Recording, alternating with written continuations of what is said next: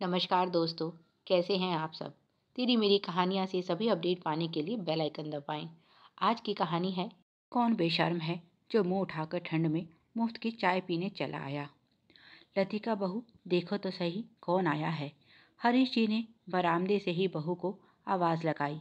लतिका जो अभी काम खत्म करके कुछ देर कमर सीधी करने का सोच रही थी, इस बात को सुनकर गुस्से में बोली, अब कौन आ मरा?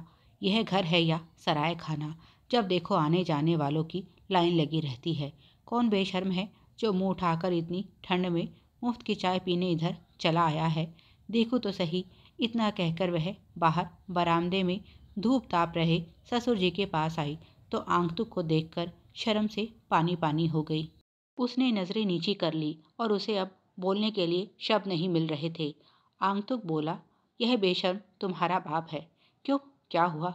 अभी तो तुम्हारे मुंह से बड़े फूल झड़ रहे थे, अब चुप क्यों हो गई?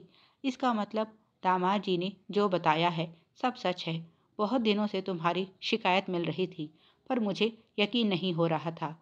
मेरे संस्कार इतने कमज़ोर कैसे हो सकते हैं? मुझे तो अपनी बेटी पर बहुत नाज था, पर आज तुमने खुद प्रमाण दे दिया। ऐसा बर्ताव करती हो तुम घर आने वाले मेहमान के साथ। ज़रा भी शर्म नहीं तुम्हें? हमारी संस्कृति में मेहमान को भगवान का दर्जा दिया गया है। तुम भगवान का ऐसे स्वागत करती हो? कौन सा पहाड़ टूट गया जो तुम्हारे ससुर जी का कोई मित्र या हम उम्र साथी कुछ देर उनके साथ अपना अकेलापन बांटने आ गया? तुम ऐसा व्यवहार करोगी? सामने वाले की इज्जत तो तुमने उतार कर रख दी। उनके सामने पिता तुल्य ससुर की औकात भी दिखा दी कि घर में फालतू पड़े कबाड़ के सामान से ज्यादा उनकी अब यहाँ अपने ही घर में कोई हैसियत नहीं। अब बुद्ध बनी क्या खड़ी हो? जवाब दो मेरी बात का। ऐसे संस्कार देकर भेजा है हमने तुम्हें कि घर के बड़े बुजुर्गों का ऐसे अपमान करो? उन्होंने गरजते हुए कहा।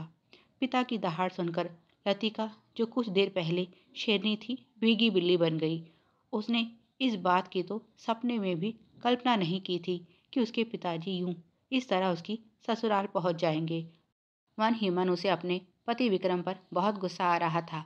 उसी ने पिताजी के कान भरे हैं। नहीं तो 2 दिन के लंबे सफर के बाद बेटी के घर पहुंचे पिता बेटी के साथ ऐसा रूखा व्यवहार कैसे कर सकते हैं? पिता फिर बोले, अभी माफी मांगो अपने ससुर से और अपना सामान बांध लो।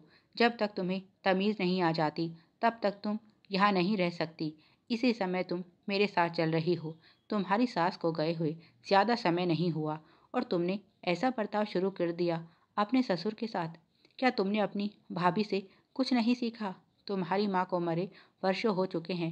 कभी तुमने देखा बहू ने आज तक पलट कर मुझे जवाब भी दिया हो? इसे कहते हैं संस्कार। लतिका धीरे से बोली, माफ कर दीजिए पिताजी, गलती हो गई। आगे से ऐसा नहीं होगा। लतिका के पिताजी बोले, आगे तो तुम तब करोगी ना जब कोई तुम्हें अवसर देगा। लतिका को लगा कि इससे पहले की बात और बढ़े उसे अपना पक्ष रख देना चाहिए। वह बोली, पिताजी आप केवल एक पक्ष को देख रहे हैं, तस्वीर का दूसरा पहलू भी है। मेरे इस व्यवहार का कारण है। बल्कि यूं कहना ज्यादा उचित होगा कि मुझे यह सब मजबूरी में करना पड़ रहा है। मैं अभी आपके संस्कार भूली नहीं हूँ। उसी समय विक्रम भी वहां आ गया और बोला, वही तो हम सब जानना चाहते हैं कि ऐसा क्या हो गया जो तुम अचानक से इतना बदल गई हो। तुम तो हमेशा से मेरे माता पिता की सेवा करती आई हो, फिर अब यह सब क्यों कर रही हो? मुझे कुछ समझ नहीं आ रहा। तभी हरी जी बोले, बहू यह सब मेरे कहने पर कर रही है। इस बात को सुनकर लतिका के पिताजी और विक्रम दोनों सकते में आ गए। विक्रम बोला, पिताजी आपके कहने पर आप। उसने अपना सर पकड़ते हुए कहा, मेरा मतलब यह सब घर में हो क्या रहा है? क्या आप मुझे कुछ समझाएंगे? अभी तक तो मुझे लग रहा था कि लतिका इतनी बुरी कैसे हो सकती है, पर अब तो मुझे कुछ समझ ही नहीं आ रहा। हरी जी, बेटा, यह सब इस घर की भलाई के लिए हो रहा है।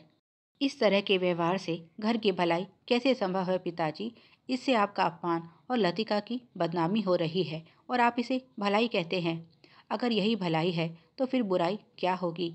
हरीश जी ने कहा, बहू तुम सबके लिए चाय बना लाओ, मैं तब तक इन्हें समझाता हूँ। उन्होंने बताना शुरू किया, तुम्हारी माँ के जाने के बाद तुम्हारा बड़ा भाई घर में अपना हिस्सा मांग रहा है। जब मैंने इनकार किया तो उन्होंने चुपचाप घर बेचने की तैयारी कर ली। जब यह घर बन रहा था उस समय तुम काफ़ी छोटे थे और मेरा एक्सीडेंट हो गया था। तब मैंने तुम्हारे बड़े भाई के साथ तुम्हारी माँ को भेजा था मकान की रजिस्ट्री बनवाने, पर उसने धोखे से मकान अपने नाम करवा लिया था, जिसका पता हमें कुछ समय पहले चला है। पिछली बार जब राकेश घर आया हुआ था तो एक व्यक्ति को घर दिखाने लाया था। बाद में जब उस व्यक्ति से मेरी बात हुई तब मुझे सच का पता चला। यह सब कुछ जो तुम घर में देख रहे हो उसी का परिणाम है। अब अगर हमें यह घर वापस चाहिए तो दो ही उपाय हैं, एक कानूनी लड़ाई और दूसरा पारिवारिक लड़ाई। विक्रम बोला, मतलब? राकेश को लगता है कि अभी तक हमें सच्चाई का पता नहीं है, इसीलिए हमने भी उसे कुछ नहीं बताया। मैंने उसके सामने यही कहा है कि जब से छोटी बहू को पता चला है कि मैं इस मकान में तुम्हें हिस्सा देने वाला हूँ, उसका बर्ताव मेरे साथ बहुत खराब हो गया है। इसीलिए अब मैं तुम्हारे साथ रहूँगा और इसके लिए वह कभी तैयार नहीं होगा। लतिका के पिताजी बोले, समझी जी, जब मकान उसके नाम है तो राकेश दूर बैठा भी तो यह मकान बेच सकता है। इसमें हम और आप क्या कर सकते हैं? हरीश जी बोले, कर तो वह कुछ भी सकता है और आखिर में हमें मकान वापस पाने के लिए कानूनी लड़ाई तो लड़नी होगी। पर अभी कुछ समय मैं उसे इस पारिवारिक लड़ाई में उलझा कर रखना चाहता हूँ ताकि मुझे कुछ समय मिल सके। मैंने एक दो वकील के साथ बात की है जिन्होंने मुझे आश्वासन दिया है कि मकान वापस मिल जाएगा, पर मैं इस बात को अपने तरीके से सुलझाने की कोशिश कर रहा हूँ। मेरी बड़ी बहू कभी भी मुझे अपने पास रखने को तैयार नहीं होगी। दूसरा बेटा सरकारी नौकरी में है। अगर मैं उस पर धोखाधड़ी का केस करता हूँ तो शायद उसकी नौकरी भी चली जाए। बस यही दो आधार हैं जिनके भरोसे मुझे लगता है मैं यह मामला सुलझा सकता हूँ। फिर एक और सबसे बड़ा कारण है ज़मीन। राकेश जानता है अगर उसका यह धोखा सबके सामने खुल गया, उसके हाथ से ज़मीन जाती रहेगी। ज़मीन के सामने इस मकान की कोई कीमत नहीं। मेरी कल ही उससे बात हुई थी। उसकी बातों से लग रहा था जैसे वह समझौते के मूड में आ गया है। बोल रहा था, पिताजी, मकान छोटे को दे दो, पर आपको ज़मीन में बराबर का हिस्सा देना होगा हमें, क्योंकि अपनी बहू की हालत तो आप जानते हैं, वह खुद बीमार रहती है। ऐसे में आपका कहाँ से करेगी? इसीलिए उसने बड़ा दिल दिखाते हुए कह दिया है कि मकान छोटी को दे दो, चाहे लालच में ही की हो, पर आज तक माँ बाबूजी की सेवा उसी ने तो की है। बस अब इंतज़ार है उसके यहाँ आने का। एक बार वह मकान विक्रम के नाम करवा दे, फिर ज़मीन का मामला मैं खुद सुलझा लूँगा। बूढ़े पिता की सेवा कोई नहीं करना चाहता, पर हिस्सा सबसे पहले चाहिए। तब तक लतिका भी चाय नाश्ता लेकर आ गई। हरीश जी ने गर्व के साथ कहा, और मेरी योजना में मेरी बिटिया मेरे साथ है। परिवार की शान बचाने के लिए इसने सारी बुराई अपने सर मोल ले ली है। करनी राकेश की है और बदनाम मैं इस बेचारी को कर रहा हूँ। लतिका मुस्कुराते हुए बोली, पिताजी, आप यह सब कुछ हमारे लिए ही तो कर रहे हैं। क्या मैं आपका साथ देने के लिए इतना भी नहीं कर सकती? विक्रम बोला, आप दोनों ने मुझे यह सब पहले क्यों नहीं बताया? लतिका, मुझे माफ़ कर दो। अनजाने में मैं तुम्हें बहुत गलत समझ बैठा था। हरीश जी बोले, इसे मैंने ही बताने से मना किया था। ऐसी बातें जितनी गुप्त रहें उतना अच्छा। वैसे भी अब तक हमारी योजना कामयाब कहाँ हुई है? और सब हंसने लगे। अगले रविवार राकेश आ गया। उसे बड़ी हैरानी हुई। पिताजी अपना सारा सामान बांध कर बैठे थे। लतिका ने उसे पानी तक नहीं पूछा। विक्रम ने भी नाटक में पूरा साथ देते हुए कहा, अच्छा हुआ भैया जो आप आ गए। पिताजी को अपने साथ ले जाइए। आज तक हमने इनकी इतनी सेवा की और बदले में हमें क्या मिला? इन्होंने तो हमारे सर से छत को भी छीन लिया। अब यह केवल आपके पिताजी हैं। घर के गर्मा गर्म माहौल को समझकर राकेश बोला, विक्रम, तू पिताजी से ऐसे कैसे बात कर सकता है? तुझे किसी ने गलत भड़काया है। अरे पिताजी तो यह मकान तुझे देने वाले हैं, इसीलिए तो मैं भी आया हूँ। और देख, सिर्फ इसीलिए मैं अपना हिस्सा नहीं ले रहा ताकि तू पिताजी का अच्छे से ध्यान रखे।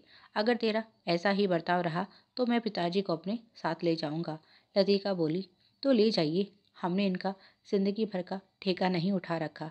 बेटा बहू तो आप भी हैं, जिम्मेदारी तो आपकी भी बनती है। और हमने कब इनकार किया? ले लीजिए अपना हिस्सा। हम तो अपने हिस्से की जिम्मेदारी निभा चुके हैं, अब आप जाने। और पिताजी, राकेश बोला, छोटी बहू, ज्यादा गर्मी दिखाने की जरूरत नहीं। तुम अच्छी तरह से जानती हो अपनी जेठानी की हालत। अगर वह पिताजी की सेवा करने लायक होती तो पिताजी यहाँ नहीं होते। खैर, कहा सुना माफ करना। यह बेवजह का विवाद आज मैं ख़त्म करने आया हूँ। तुम यहाँ खुश रहो और हम वहाँ अपने घर में। और वह पिताजी और विक्रम के साथ तहसील की ओर चल पड़ा, अपनी गलती सुधारने। लतिका दरवाजे पर खड़ी उन्हें जाते हुए देखकर मुस्कुरा रही थी और सोच रही थी, लालच आदमी से क्या क्या करवाता है। अगर ज़मीन का लालच ना होता तो आज राकेश भैया उनके सर से यह छत छीन चुके होते। Please like, share and subscribe. Thanks for watching.